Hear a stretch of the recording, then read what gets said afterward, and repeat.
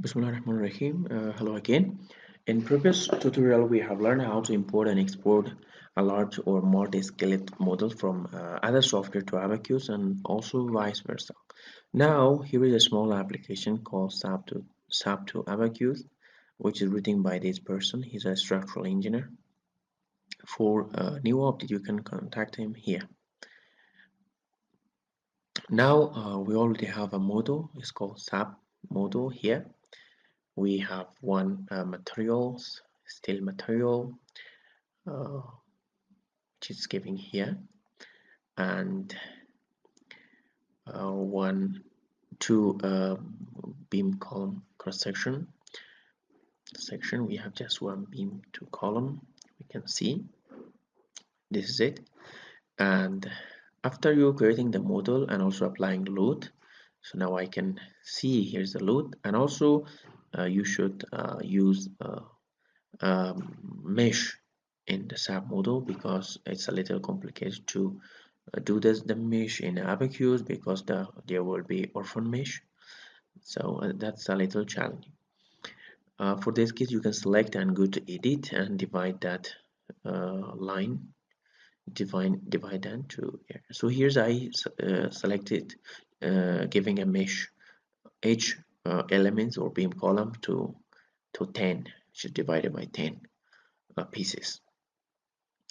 Now I want to go to save this model. Uh,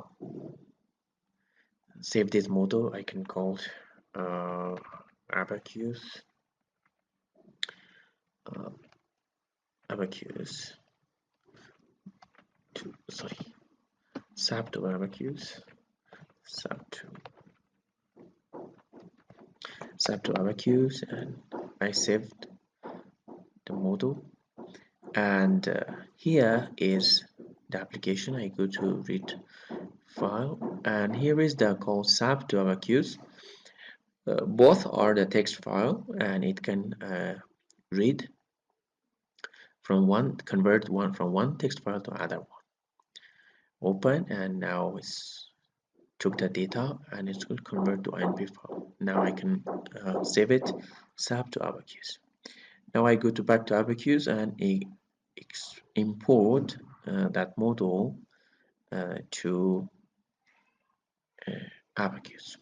So the one of the disadvantage of this application is it cannot convert the uh, nonlinear materials, and also it cannot show you the orientation. It cannot give you the orientation automatically, and also some other information which is when you work with them and you know what's missing in this application. We can see here is the density.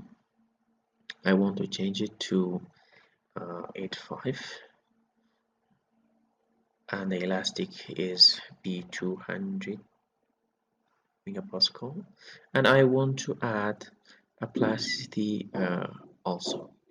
So the first one is 400 0, and I want to add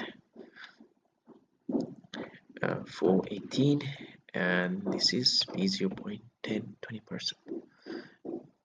So the next thing is I should change the orientation of the beam to the this direction, to Z direction. But so okay, we can do it by applying this one. I can go to one of the direction, but I'm going to first off my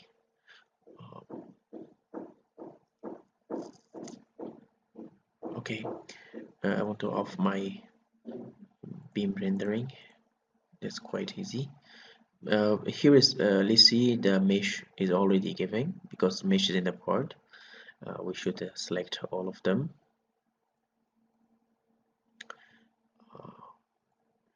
So this is okay, this direction, and I can select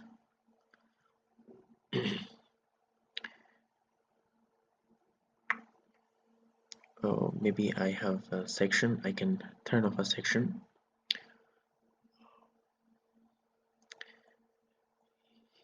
Here, let's see, we have or not.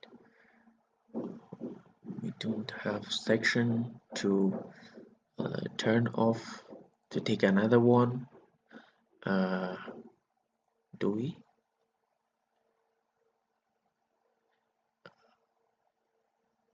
That was beam. So I can turn off this one and take the beam. It's quite better. So I can select and some changes.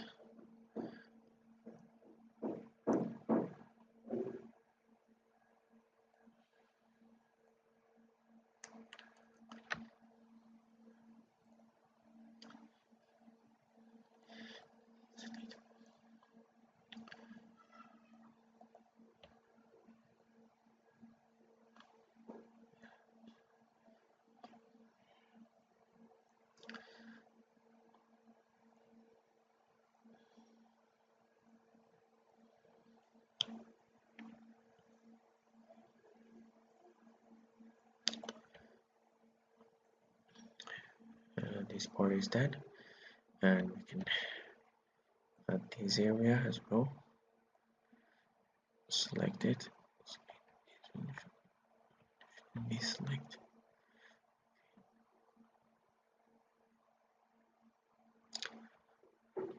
Or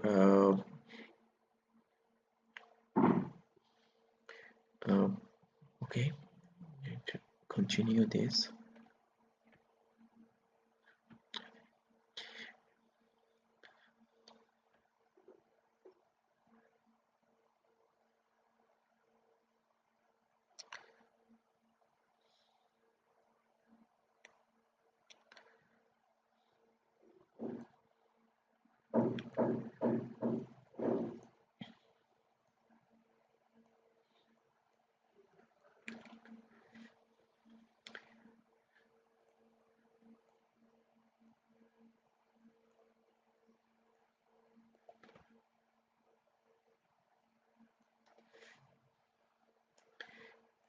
Okay, I will do this. I have finished beams orientation. This two is left. Uh, because it's a little, we had a lot of elements, so some of them were left. So I'm going to quickly add one more here. This one, this one, this one, these three. I see it's not changed. Okay. Add. So I give the first is 0, which is the y should be up. I'm going to 1 is okay. Now it works in the same areas. This is finished. We go to the quickly to step, and it's already a static general. You can add nonlinear geometry, and also using some small initial increment, and maximum can be 2, which is applying the load slowly in 1000 steps. And we will go to the load, and we can see what load we have. The first load is here is a boundary condition, uh, gravity load, which is giving in the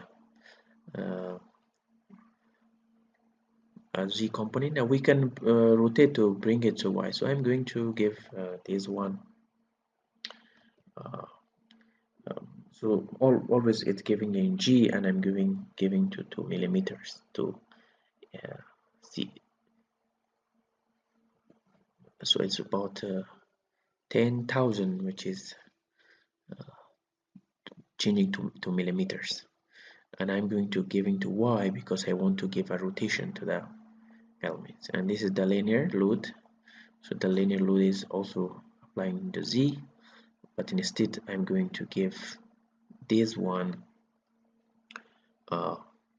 to 0 is giving to minus 2 in y. This is also kilonewtons per meters, which also costs 2 meters. So we can go to this one, and only thing is that I'm going to rotate this model. In assembly, we can go to here and select this direction is negative, give a negative form sign, and it will be rotated to positive. Now it's okay. We can go to load again, and this time the load is gravity load, everything is in and down. In case you want to see the um, rendering, you can apply and see rendering is okay. Next step is mesh, which is already giving a orphan mesh.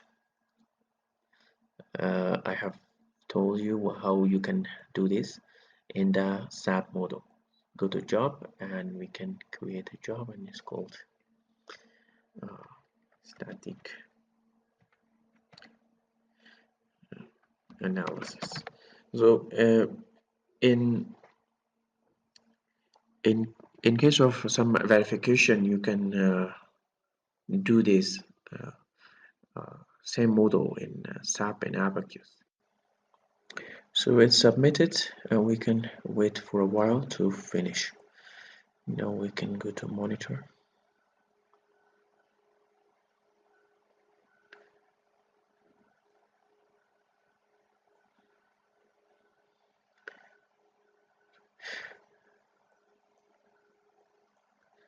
It will take about maybe 5 minutes to finish. Oh, it's actually still running. It will take time. We can partially see some of the result. Here is a part of the result, which is yeah, it's already take off because most of the structure is reached to the ultimate sprint. Okay, now we can also go to view uh, the rendering. That will be more good. So here is large failure in the bottom of the structure, yeah, because the structure is very heavy and it will cause large deformation in bottom. So for this reason, we should change difference column in different level. Uh, we can go to see the active yield.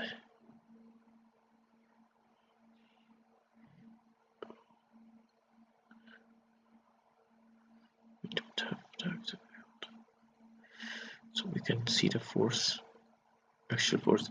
Now for verification, you can run the same model in a SAP, and then you can see the response of the structure, and then you can compare each nodes with the SAP analysis.